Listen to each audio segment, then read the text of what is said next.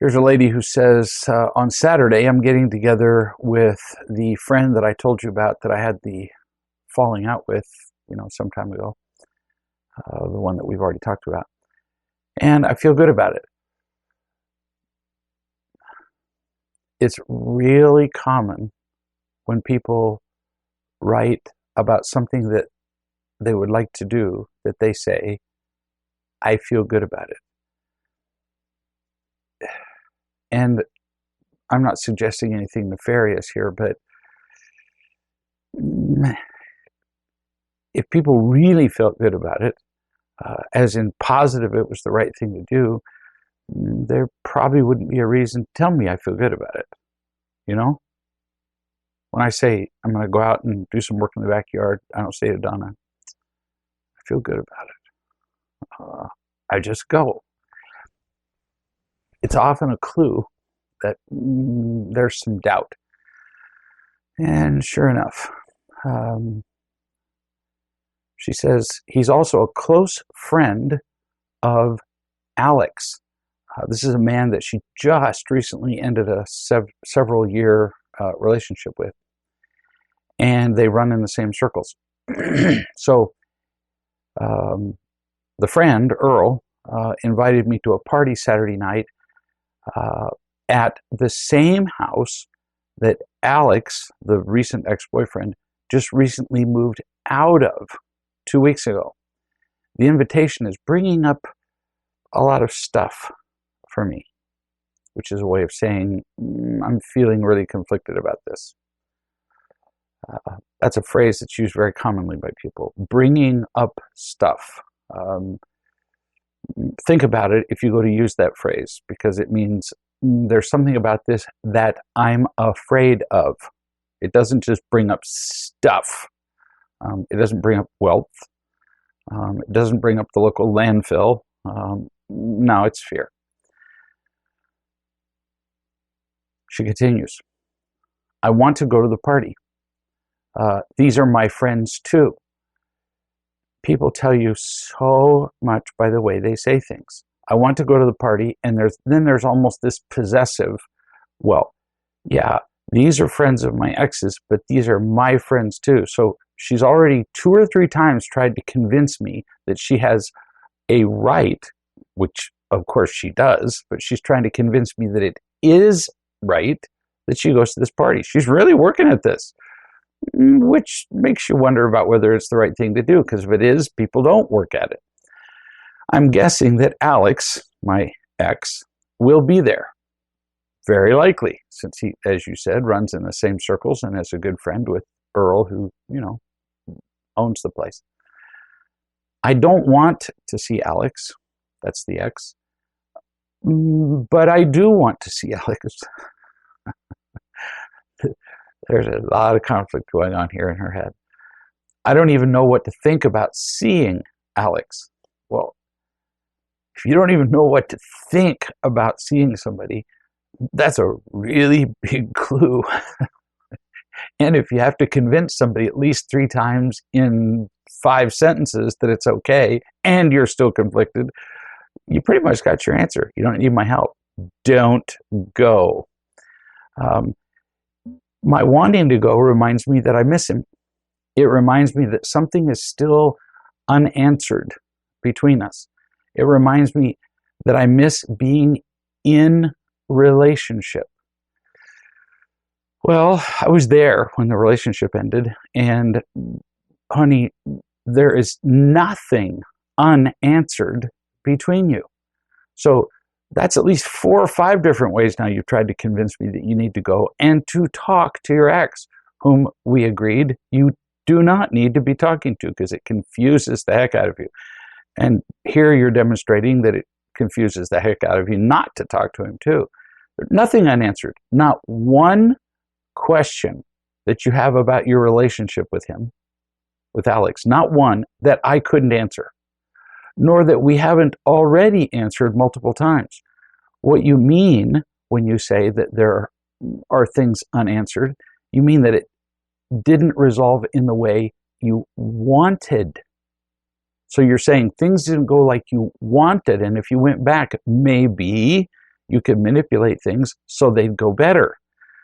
Well, you're very confused and in direct contradiction to what we talked about when we talked about the two of you breaking up. So you're confused, you're manipulating, doing the whole thing. I didn't hit that record for the...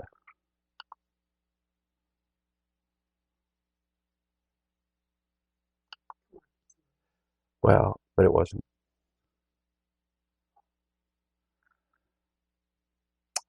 So after I sent that, she wrote back and she said, well, but there is a question.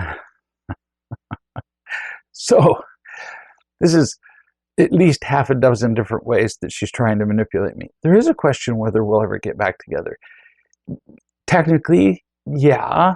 And there's a question about whether there will be a manned Mars probe in the next 2 months, but that's not very likely. Pretty much the same with you two. There is no question whether you two will have a relationship soon. Not within the next year. No possibility whatever. Not a healthy one. So there's only one thing left to work on. Focus on you.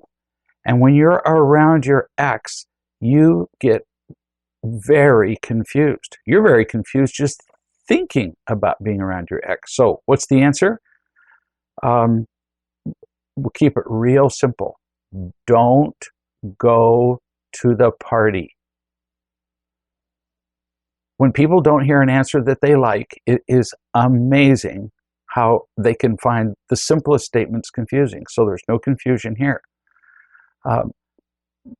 I just can't tell you, those of you who are listening, how often I get letters where two people have just broken up, where they've lived together, where they've been married, where they've been close partners for years. And they wonder if they should go to the same party. They wonder if they should go on the same yacht trip where they'd be sleeping in the same room. I'm not making this up. Or if they should go on the same hiking trip where they'd be sleeping in the same two-person tent. You gotta be kidding me. Has anybody ever slept in a two-person tent? Somebody was doing some pretty terrible math when they said two-person. You have to sleep on top of the other person. So no, you don't go to the party simply because it's confusing. Too confusing for you. Doesn't do anything to me. This is a mother with a 3-year-old. She said, how do I deal with the whining? Sometimes I want to throw this kid out the window. I said, what is the first thing, this is on the phone, what's the first thing that happens inside you when you hear the whining? Now think, take your time. Inside you, before you respond with any words, what occurs inside you? Well, I tense up. I wince. Yeah, for sure. I mean, it's coming out right now in the way that you're talking to me. It comes out on your face. And your tension comes out on your face as I'm far more concerned about things being easier for me than I'm concerned about your happiness. In short, I don't love you. Wow, as parents, we do this a lot. Get impatient with them, get annoyed with them when they whine. Well, but we only get annoyed for a minute. So let's make this simple. How often do you drive on the other side of the road and run into oncoming trucks? What percentage of the time? How many minutes a day do you do this? Never. Never, ever, no time, ever. Is it hard for you to not do that? Well, no. In fact, it's your job not to do that. Your life is at stake. Why never? Because of the price. How often do you hit your kid in the head with a hammer? Never. Is that hard to do? No. Again, because it's your job. Why never? Again, why no tolerance at all for these things? Hitting your kid in the head with a hammer or driving into oncoming traffic. The consequences are irreversible and intolerable. And it's the same with parenting. I'm not joking. Everybody thinks I'm exaggerating when I say this. I'm not kidding. Every seminar, when I talk about it, all of the adults in the room who are parents think I'm exaggerating. The young adults who are presently being parented think I'm exaggerating. I'm not. I once, years ago, was in the home of a woman who was raising a 6 and an 8-year-old. And I watched these two kids fight with each other and argue and disobey her and ignore her and do pretty much whatever they wanted to. And I finally spoke up. And I said, if you don't do something about their behavior, something significant about their behavior, I had a reason to be there. Doesn't really matter what it was, but I was assigned to visit her from time to time. I said, if you don't do something about it, in 10 years, you're going to be calling me and asking me to help you get the oldest one out of prison. They were 6 and 8 years old. Probably a couple months later, I told her exactly the same thing. A couple months after that, I told her exactly the same thing. And then I quit trying because I was making a zero difference. She wasn't asking for my help. I was just offering this suggestion because I was trying to help her avoid the pain. She ignored me. And 10 years later, almost to the month, she called me just bawling her eyes out. She was at the bonding office at the jail and wanted to know if I could help her bond out her son, her kid. It's actually her grandchild, but she was raising the two kids because she had done absolutely nothing of what I'd said. Because this woman indicated, I don't love you to this child, 20 times a day or more. Just the other day, now we're talking 3 days ago, I visited a kid in prison. He's 35 years old. I had completely forgotten. I've worked with this kid a number of occasions, and I visited him in prison at least a dozen times. I've testified in court on his behalf. I know this kid well. But this last time on my way to jail, something clicked in my head. I remembered that almost exactly 20 years ago, I had this kid when I was a scout leader. And in all the years I've been a scout leader, I've had trouble with the kid to the point where I had to call the parents a grand total of, give me a sec, once. This kid.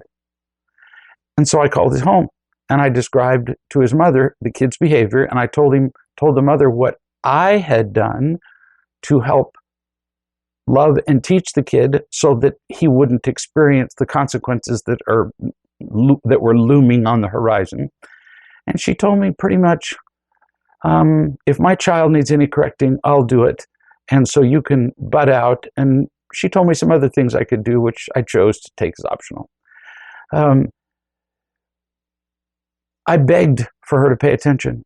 I begged for the other lady to pay attention. They both said, absolutely no way. And both kids ended up in prison. I don't know what's happened to the first one, to the 18-year-old, no clue at all. But I'm regularly visiting the 35-year-old in prison now. All because neither of these kids was ever abused in a way that child services would be called and find anything wrong, or they would have. No, they were just told, I don't love you, with little expressions of the face, with little moments of disappointment and irritation and disgust, and just the little stuff that we do to our kids all the time so often that we call it normal. And these two kids, at least the older one, has a really pretty high likelihood of spending the rest of his life in jail. And people ask me, and I've lectured in prisons on many occasions, and I talk to these guys very straight, to the point where these great, big, tough, tattooed men bawl, because I describe how they started their path to prison. And it started when they were born. And every guy in the room recognizes it, that their parents didn't know how to teach them. So it's like the old Fram Oil commercial. You can pay me now, you can teach them now, or you can wait for the prison system to teach them later.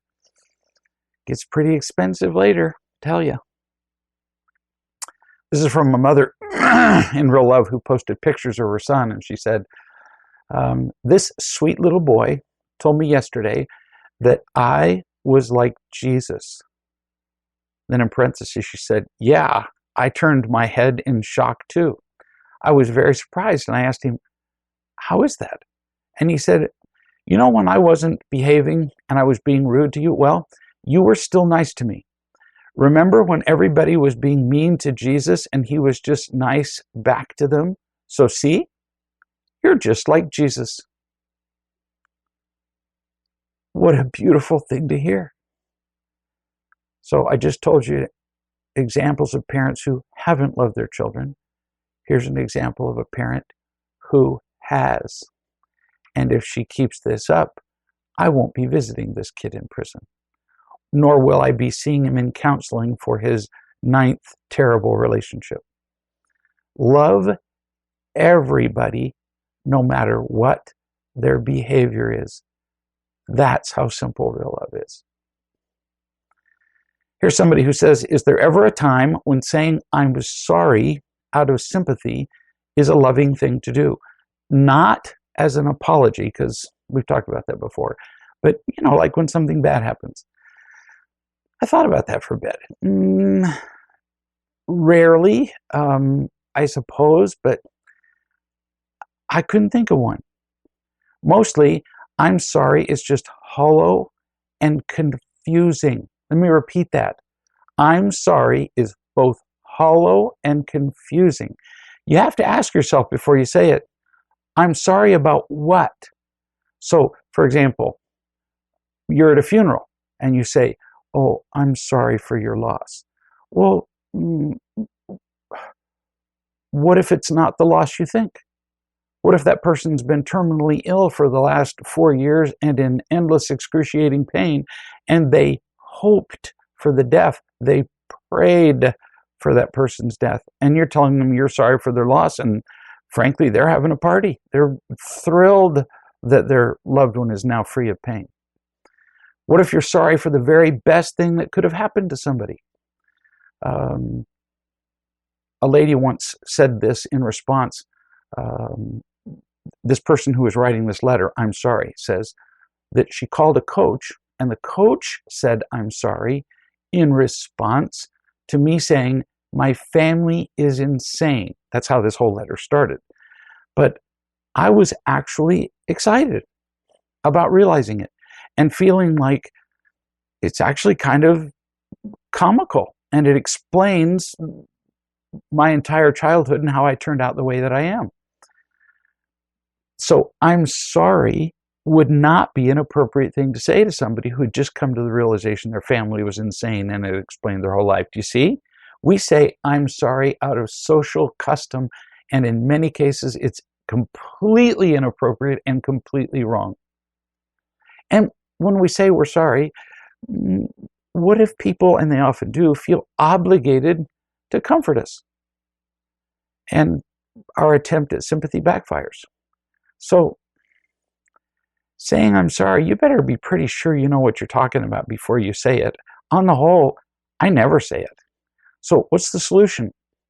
When I see somebody who's experienced some tragedy, difficulty, death, diagnosis of cancer, whatever, I ask them about them. That's what they want to know. They don't want to hear that you're sorry. They don't care whether you're sorry. Now they have to make you feel better. I say, how are you doing with this? Are you struggling with it? Are you angry? Are you afraid? Are you feeling alone? And I ask, what can I do? Now, look into my eyes, I'll say sometimes. I'm really asking, what can I do? You're going to be laid up for the next 3 weeks. Can I come over and mow your lawn? Can I fix that front step on your porch that's been, crumbling apart for the last 8 years? Can I cut down that tree that's about to fall across your driveway and smash your cars? Mostly, I'm sorry doesn't mean anything. Now, if your partner says, I have a headache. Oh, well, I'm sorry to hear that. That's no fun. But even then, that alone doesn't mean very much. Is there something I can do. Now, the other sorry that we've sometimes talked about is when we say that we're sorry that we've hurt someone. And again, same question. Sorry about what? Sorry that you got caught? That's what I'm sorry means most of the time. Little children learn this from a very early age. They get caught doing something and they say, oh, I'm sorry. And the parents go, oh, well, okay, since you're sorry. So the kid's going, oh my gosh, this is my get out of jail free card. This is cool. So if I'm caught, all I have to do is say I'm sorry and nothing happens. Are you sorry that you're experiencing the consequences for making the mistake? As I visit people in prison, oh, they're really sorry. And if they suspect that there's anything I can send them, money, reading materials, I can contact their lawyer, I can testify at their bond hearing to help them get out. Oh, they're really, really sorry that they're experiencing the consequences, but they're only sorry enough to get me to do something for them. When you say, I'm sorry, are you looking for forgiveness for you? So you do something and you've offended them and they're angry at you. Do you say, I'm sorry, which is exceptionally common, so that they won't be mad at you? I'm sorry just translates to, so if I say this, will you not be mad at me anymore? I'm sorry is a real pitfall. And on the whole, something to be avoided. Solution, tell the truth, offer a loving act. Much more effective.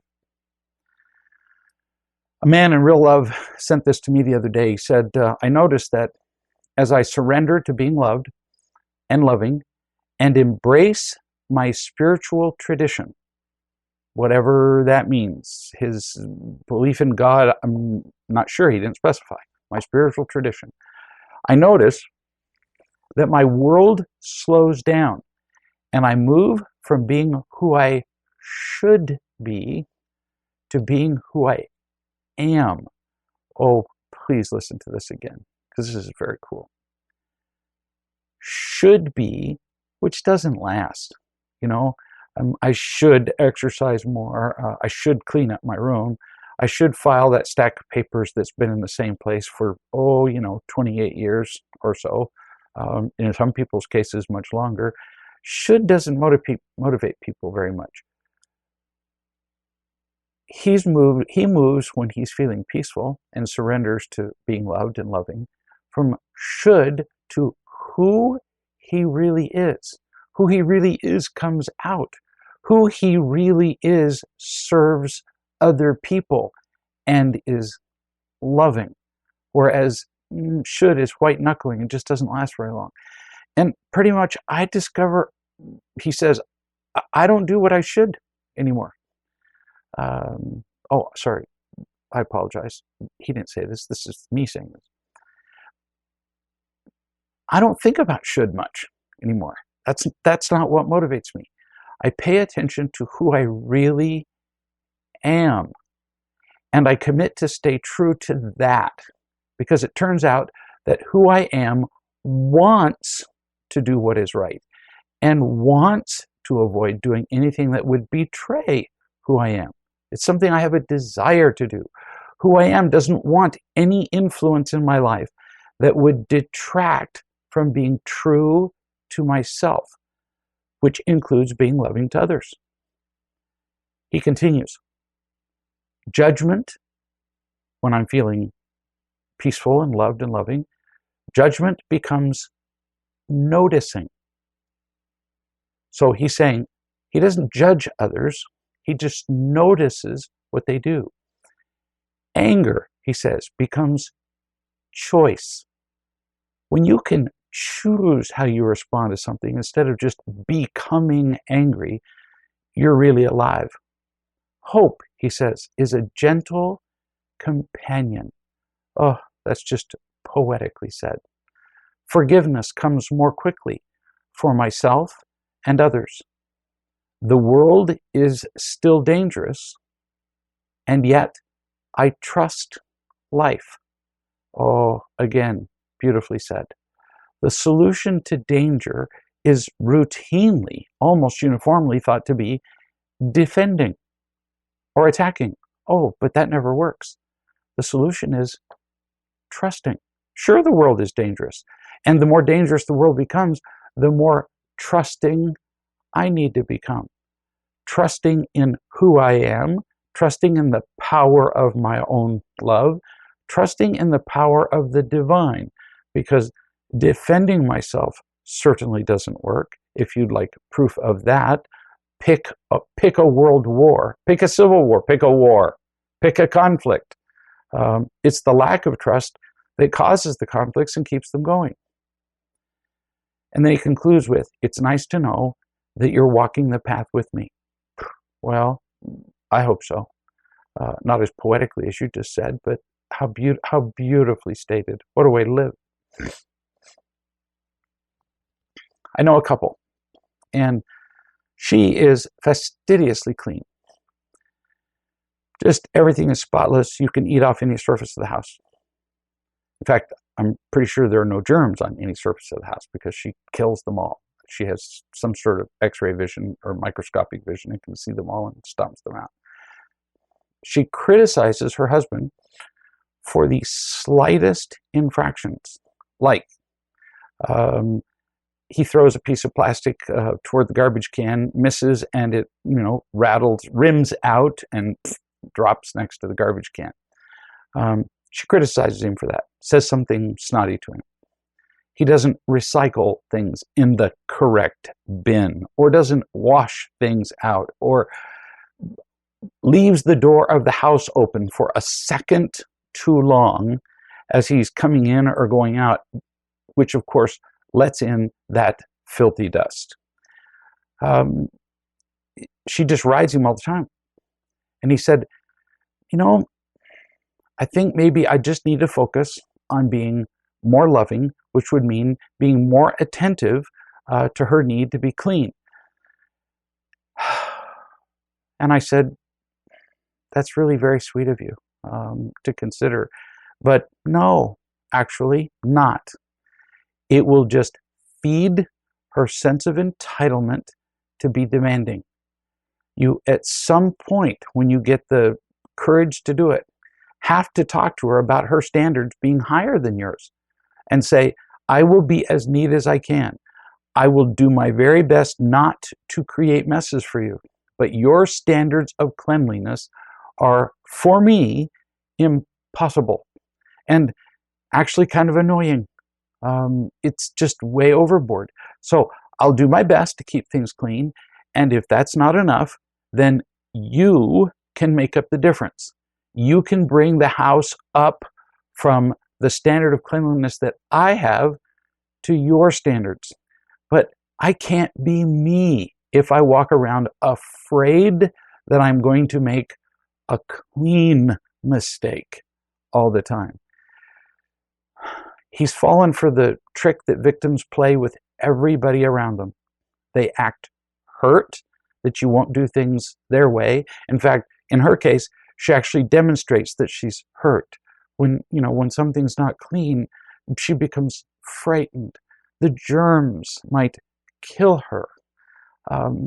Victims enslave the world. And if we over-comply with their demands, they're simply enabled, and it gets worse and worse. So if this man did his very best to keep things clean, great. She would just add more demands, and add more demands in other areas, and add more demands about cleanliness. You do the best you can offer freely, and that's where unconditional love ends. Past that, you enter the realm of being a hostage or a slave. New subject. I know a lady who is getting married soon. She is the quintessential example of how to prepare for that. When I first met her, she was, let's say, not ready to get married. In fact, so not ready. So we worked on her fears, her selfishness, pretty much everything that would not be compatible with a loving marriage. And now she's happy. It's amazing to watch her. She has just lit up from the inside. Now she can be a true partner. Regardless of what her partner does, she is ready to be a better partner. It's big time wow. They invited a group of people to the wedding, and some of the people she really would have resented having there, people that he would have invented or would have invited. She realized that they have their own fears, and what she was afraid of was how they would behave while they simply responded to their own fears. And in that moment of understanding and compassion, now she did not have to do this. This isn't something she had to do. Her resentments disappeared, and she said, nah, it's okay. It's okay if they come. I don't mind anymore. Because she became loving enough to offer it freely. If she had not become loving enough to offer it freely, then she needed to not have them come. It is, after all, her wedding and not theirs. She's so happy with her life. She says, in fact, the wedding's coming up. In fact, I think it's now over, but I talked to her the day before the wedding, and she said, you know, there are probably going to be some mistakes at the wedding, and I just don't care anymore. That is distinctly not what she would have said before. This is the power of unconditional love. With it, you are free to be you. You're not afraid, and you can't be hurt by what other people do. This lady is just a beautiful example of it. New subject. One of the things that adults avoid more than almost anything is blame. When something happens, go on a news report and 50 people are killed in a gay bar. 5 people are shot at McDonald's. An elementary school, X number of kids were killed. Blah, blah, blah, blah, blah. Nuclear reactor blows up. And the very next words that everybody wants to hear, what are they? Well, how are the people who were wounded? Are the families of the people who got killed, are they getting some kind of emotional support, from people? These questions never, ever come up on national news. What's the question? Who did it and who can we blame? In fact, if we could line them up at the site of the crime and shoot them in the head one at a time with a pistol, I'd say at least half of us would vote yes. I'm not kidding.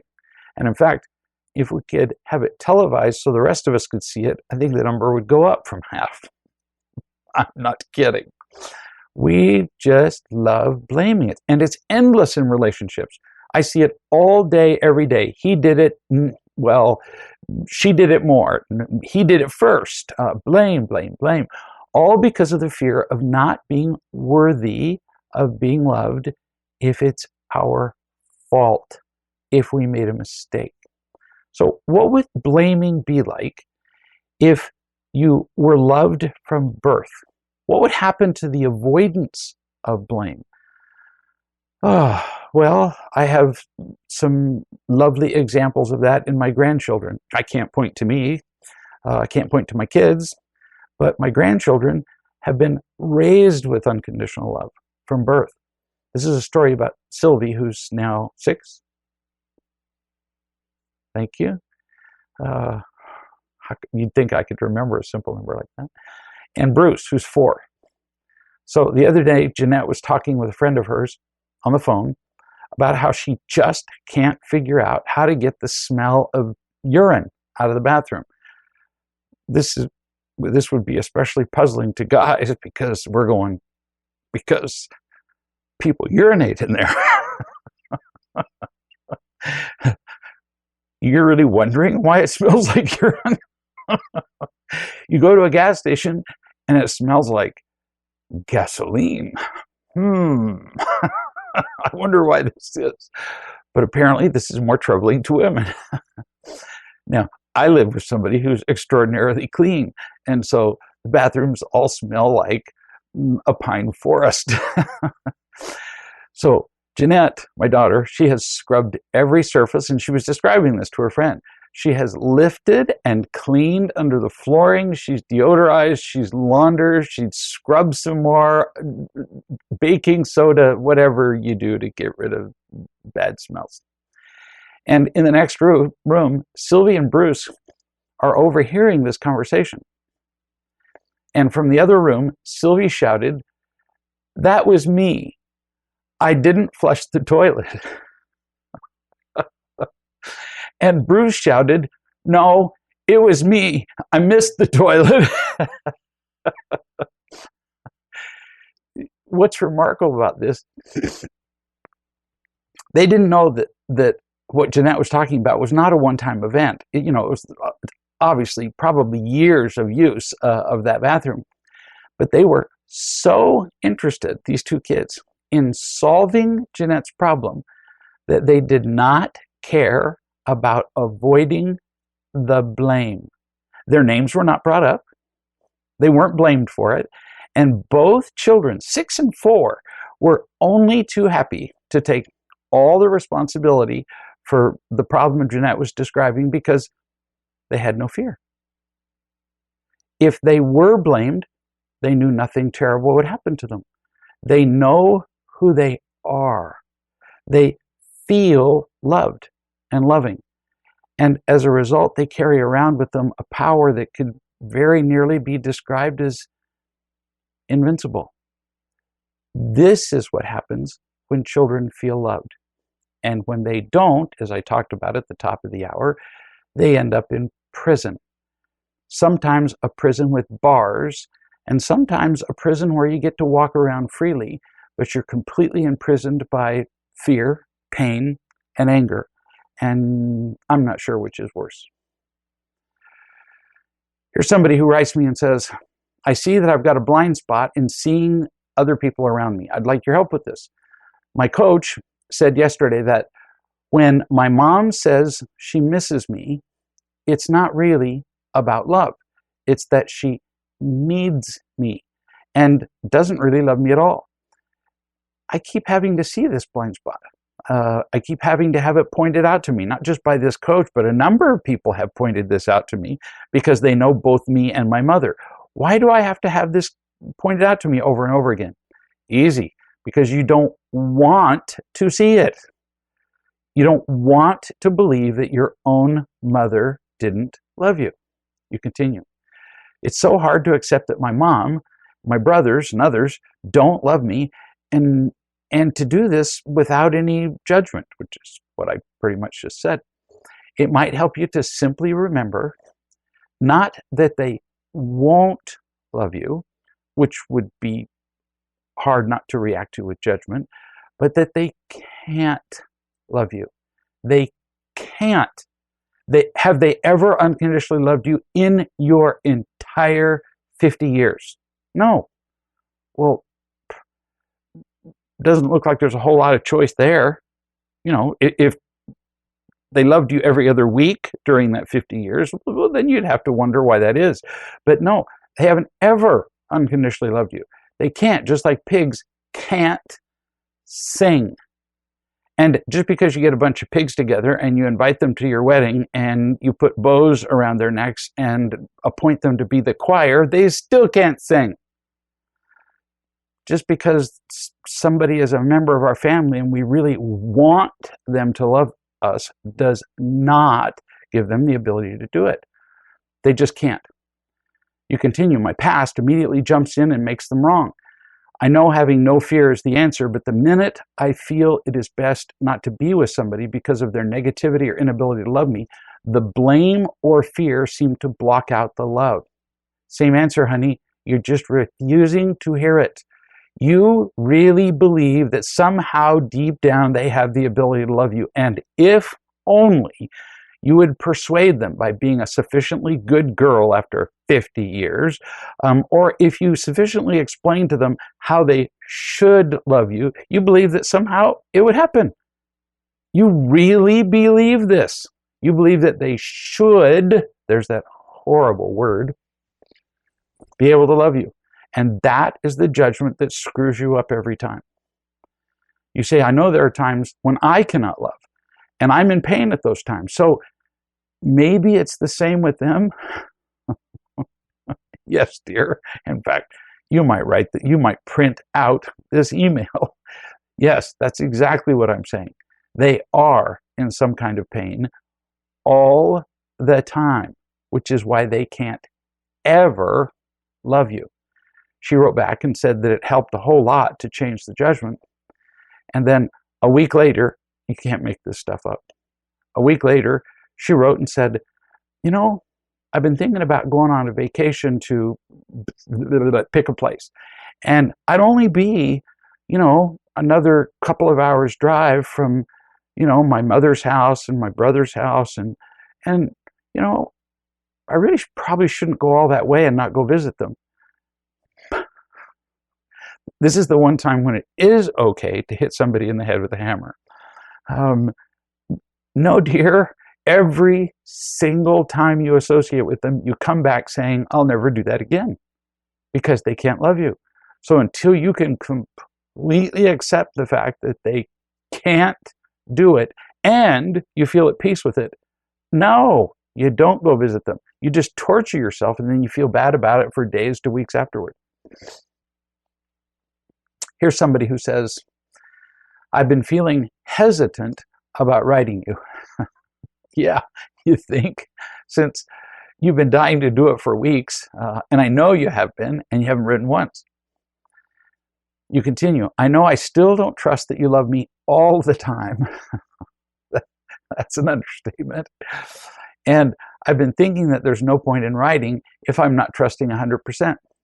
I'm actually happy that I'm trusting your love as much as I do, because it's still way more love than I've ever had before and feels really good when I'm in the flow. That's like saying going from 0% trusting to 50% trusting is a considerable improvement. Not necessarily, because most people stop and congratulate themselves at 50%, and 50% trusting is actually pretty equivalent to 0. I'm staying close to a lady who loves me, and she said that my trust will come and go and that is all right. I stop trusting when I get really scared. Listen closely. When you get really scared is exactly, 1, when you need to trust, and 2, when it is trust. If you're not afraid, there's no trust involved. That's just a sure knowledge. Well, big deal. When I hold a ball and I let it loose, or when I'm holding a hammer or a maul outside and I let it loose out of my hand, I don't trust that it will hit the ground. I know that it will. There's no trust involved. Trust is involved when you're not certain of the outcome, and especially when you're afraid of the outcome. That's when you need it most, kid. So when you can learn to trust while you're afraid, that's when your trust will grow, finally. And you finish.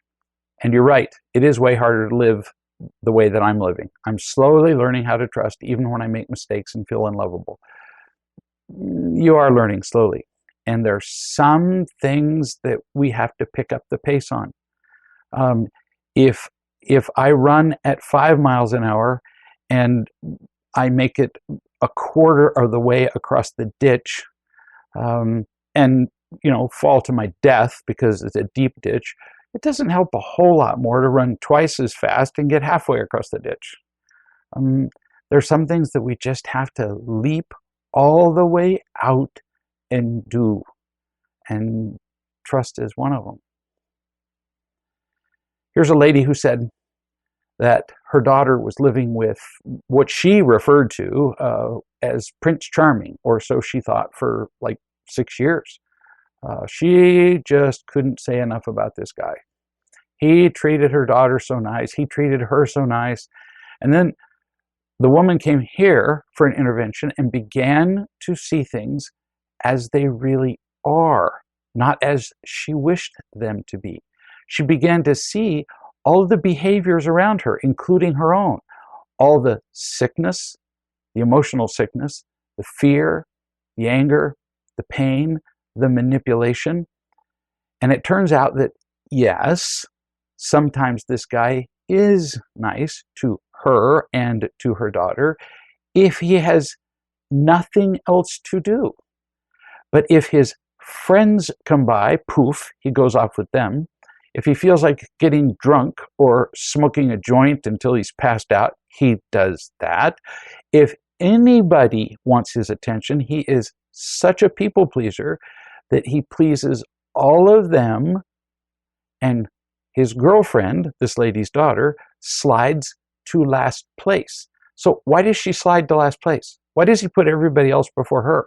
Because he knows that pretty much, because she's proven it over 6 years, no matter what he does, she'll still be there. Whereas his other friends and other people would leave him if he treated them like that. He actually treats this lady's daughter with almost utter neglect. And she lives with it because she's been trained to do that by her mother and father, who were so embroiled in their own pain that she learned to live with no love. And so here she is with this boyfriend who has no love, and it all seems quite familiar and acceptable to her. So she's going to have to do some pretty significant work before her life turns around. New subject. When something dramatic and awful happens, it looks like the world is ending. And I've seen this happen with people over and over again. This is somebody who's writing to me. When something dramatic and awful happens, it looks like the world is ending and there is no hope and no love. We forget. It looks like we've never had love and happiness. I can forget it all so easily when something completely unexpected happens. And then I remind myself that I've always found love before. No matter how bad things got, I've always managed to somehow find love. And I've always found happiness. And I will again. And then my feeling of hopelessness and despair and fear disappears. It's the power of light and dark. We are all a light in the world, or we can be, like a candle. The wind will occasionally blow the candle out. Hurricanes will happen. The breath of others as they spew venom in our direction. As it rains, if there's a tornado, you can complain about the wind or the darkness or the rain, or you can remember that light is possible, that you've been a light before, that you have seen it, that you have helped create it. And then you just relight the candle, and there is light. Here's somebody who says, when I spend time with my friend Miriam, she will often ask me why I make a particular comment or ask a particular question. It feels like she's trying to get me to analyze everything I say. Like she gets to ask the questions and I don't. I get to be the person who's being interrogated and she gets to be the interrogator. Here are some options that I think I have. I could not answer her question. I could ask her why she is asking me why I just said something. I could tell her I don't like to get that question from her. I could tell the truth that I'm afraid when she asks these probing questions and feel like I have to come up with the right answer. You could do any one of those things. Let me give you just kind of an overall umbrella understanding. You never have to answer a question from another person, pretty much. I mean, if you want to get your driver's license, you pretty much have to answer with your age and so on. But even then, you don't have to answer. You just don't get your license. On the whole, you never have to answer a question from another person, unless you're in a police interrogation room. We feel obligated to answer by social custom and by the intimidation of the person who's asking the question, but we don't. People often, when they call me on the phone, say, well, how are you? And I realize that that's a social custom, but I don't have very much time in a day. And I talk to a lot of people in a day. And so years ago, I took to answering when people say, how are you doing? I say, you didn't call to check on my well-being. So what do you want to talk about? That's kind of unsettling for people in the beginning. But wow, do we get to the business at hand faster now? People will ask you, what are you doing tomorrow? You don't have to answer that question. And yet we feel trapped all the time. You can say, I'm not sure, and right now I don't even want to think about it. You just refused to answer the question in a polite way. So you see why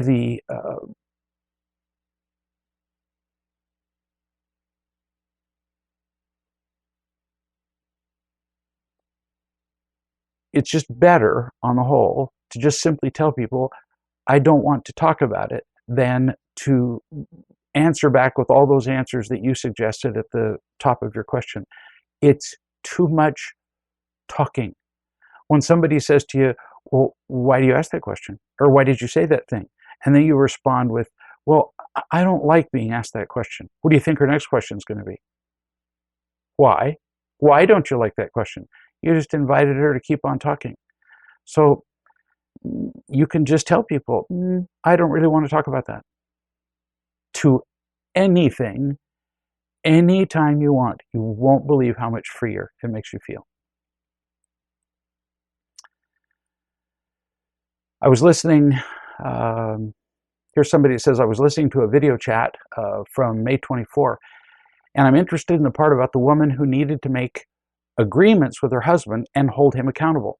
I looked up accountability in the Master Index and read the pertinent parts in Real Love in Parenting and Real Love in the Workplace, but I'm less clear about accountability with a spouse. We're going to talk about that now. First, I want to be clear that we can only hold someone accountable if an agreement is in place. Is that right? Does this go for children as well? You can actually still tell a child what to do because the child is under your care and under your authority. You can tell a child what to do without a prior agreement and hold them accountable. But the very word accountable means for a responsibility. It doesn't have to be an agreement, but it is for a responsibility, which is assumed to have been accepted by the other person, or an agreement. You continue. I have some confusion between not teaching your spouse, but holding him accountable. How do I hold George accountable without teaching him at the same time? I don't really know what this would look like. So here's one way that it could look. There's not just one way. You first agree with George that there is something that he needs to do. So he agrees, he accepts the assignment to do it. So an assignment has been made and an agreement has been made. The agreement always includes a time and date by which the task is supposed to be done. If you don't set a time and date, then you deserve whatever you get, really.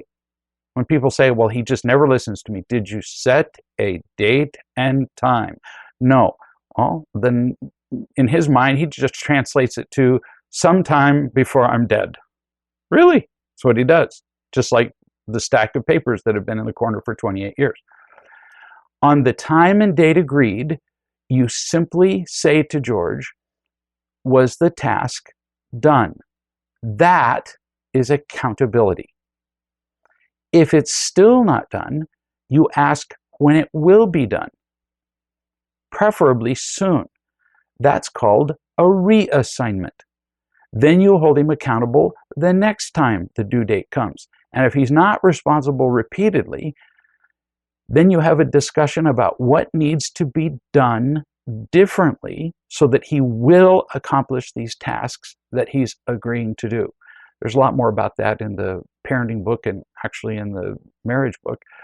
But that's what assignments and accepting responsibilities and agreements and accountability look like. It's all underpinned by loving, all of it. Without love, none of this works. We find it, we trust it, we remember it, and we share it with the people around us. And that facilitates every other good thing that happens in life. We'll see you next week.